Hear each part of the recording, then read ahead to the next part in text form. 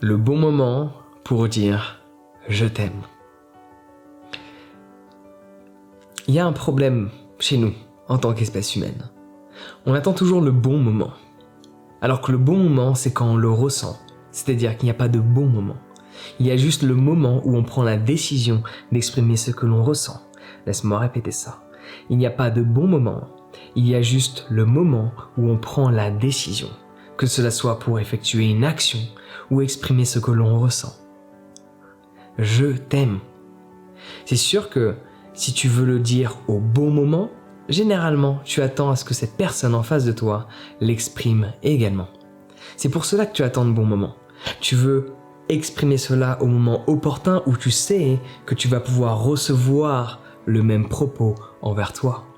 Je t'aime aussi. Mais le moment idéal, si celui-ci devrait bel et bien exister, c'est le moment où tu le ressens. Le moment donné où tu décides de le dire. Et je parle aussi d'expérience, et de l'expérience de toutes ces personnes que j'ai pu coacher. Nombre de fois, elles ont voulu le dire, elles n'ont pas osé le dire. Le temps est passé, la relation s'est dissipée. Et c'est triste de ne pas avoir pris la décision de faire savoir à cette personne que l'on aimait, que l'on l'aimait. Pas uniquement à travers des actions, pas uniquement à travers notre présence, mais également à travers nos mots. On a tous des langages de l'amour différents. Le toucher, le fait qu'on nous offre des trucs, qu'on passe du temps avec nous, le fait qu'on nous dise des beaux mots doux tout le temps. On a tendance à reproduire ce que l'on veut chez l'autre. Ça ne fonctionne pas. L'idéal, c'est de faire en sorte d'observer et de voir ce qui correspond davantage à l'autre. Quel est le langage de l'amour que cette personne match, qu'est-ce qui lui correspond davantage et faire ce qui lui correspond davantage. Mais idéalement, c'est même pas de se prendre la tête. Enfin, idéalement, c'est quand même ça. Ça te permet d'avoir une compréhension de la personne que tu te dis aimer. C'est la moindre des choses. Quand on se dit aimer quelqu'un, c'est pas forcément de la connaître autant qu'elle-même. Cela ne sera jamais possible. Mais de faire de son maximum pour la connaître au maximum. Ça prend sens. De faire de son maximum pour la connaître au maximum. Non pas la connaître de par son historique ou de par son passé, de par ce qu'elle a vécu dans cette vie. De la connaître de par ses réactions émotionnelles. Parce que quand on connaît les réactions émotionnelles d'une personne, on peut lui apporter ce dont elle a besoin et pas uniquement ce qu'elle souhaite. Ça, c'était une belle punchline.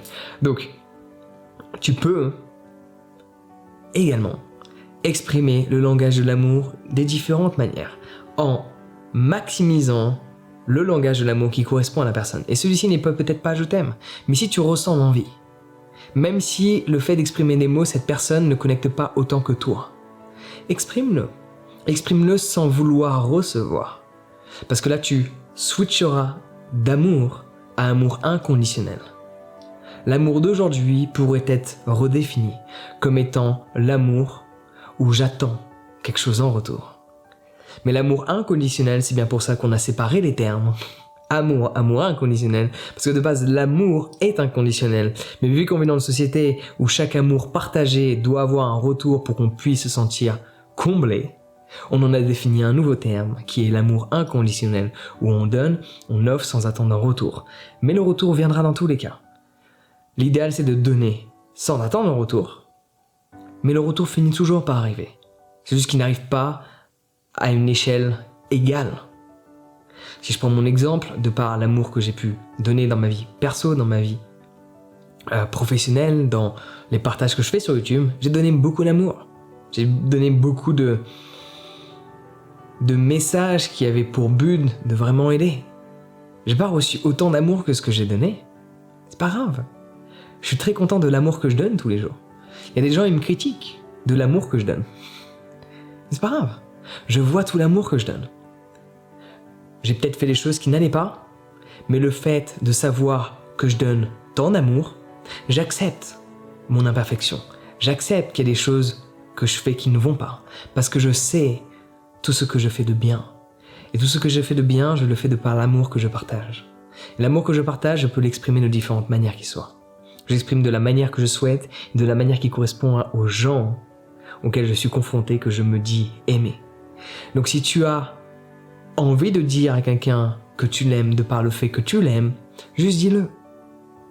Juste dis-le parce que c'est ton envie. Donc essentiellement déjà de base, quand tu as envie de dire je t'aime, tu ne le dis pas pour l'autre, tu le dis pour toi. Tu dis je t'aime parce que tu as envie de dire je t'aime.